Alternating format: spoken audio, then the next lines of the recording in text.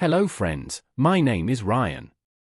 I'm going to tell you a story named The Jinn's Revenge, Possession Beyond the Grave, which is a very amazing story full of twists.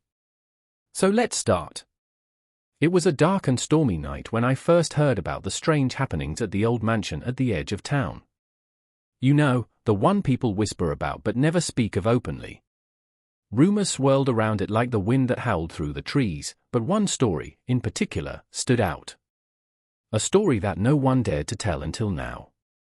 The house belonged to an elderly man named Harris, who lived alone, save for his housekeeper, an old woman named Zainab.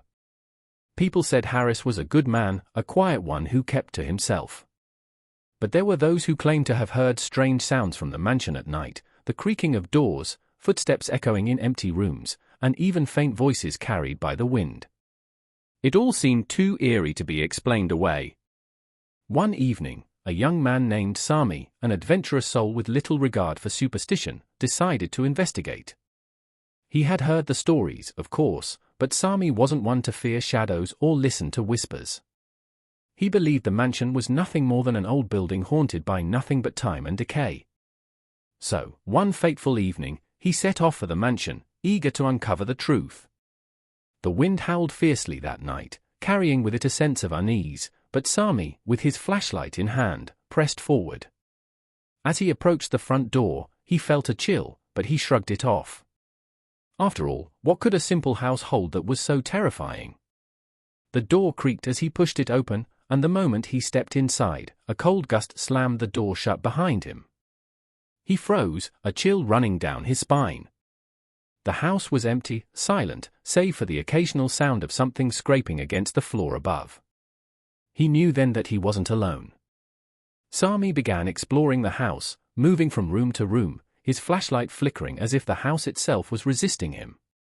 As he reached the second floor, something caught his eye, a portrait of a woman, beautifully painted, yet something about her eyes seemed off. They seemed to follow him, no matter where he moved.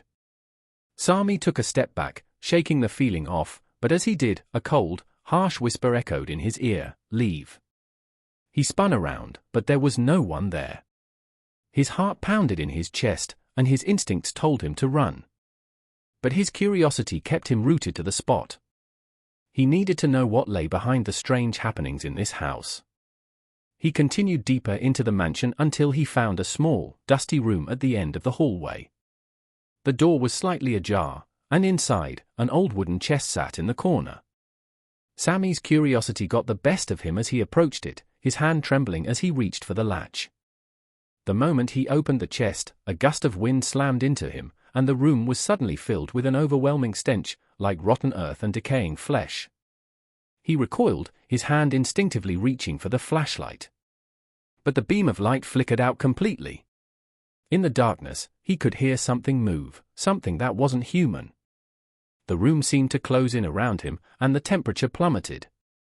Sami's breath became visible, his body frozen in fear.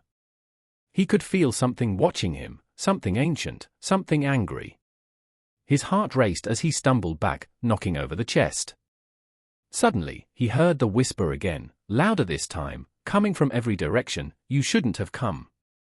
A voice, deep and guttural, resonated through the house, sending Sami to his knees. His eyes darted around, but there was no one there. Yet, something was coming closer, something unseen but ever present, its presence suffocating. It was then that he heard the footsteps, the unmistakable sound of someone, or something, approaching. Sami's breath hitched in his throat, his mind racing for a way out, but his body refused to move. The footsteps grew louder, and soon, he could feel a cold hand grasp his shoulder. Sami spun around, but he saw nothing. His heart thudded in his chest as he staggered backward, finally managing to break free from the grip of terror that had frozen him in place. He ran down the stairs, his legs shaking, but as he reached the door, it slammed shut, trapping him inside. Panic surged through him. He screamed, banging on the door, desperate to escape. But no matter how hard he tried, the door would not budge. Then, in the reflection of the window, he saw her. The woman from the portrait. Her eyes were no longer haunting him from the painting, now, they were real, staring at him through the glass.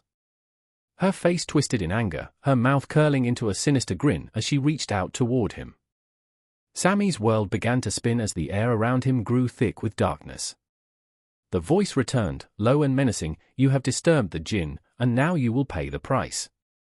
With a scream that echoed through the mansion, Sammy fell to the floor, his body convulsing as the room around him shifted, contorting into shapes that were not meant to be. By morning, the mansion was silent once more. The door to the house creaked open, and the townspeople found Sammy lying motionless in the foyer, his eyes wide open in terror. He had been marked by the Jinn, possessed by the very spirit that had haunted the house for years. And just as quickly as the curse had claimed him, it faded back into the shadows, leaving the house to its eerie quiet once more. But what happened to Sammy? What was it that truly possessed him that night? No one knows for sure. But there are whispers that the Jinn's wrath is never truly sated, that it waits in the shadows for the next fool to stumble upon the mansion. Friends, as chilling as this tale may be, it's just one of many that the world has to offer. There are countless stories, each darker and more twisted than the last.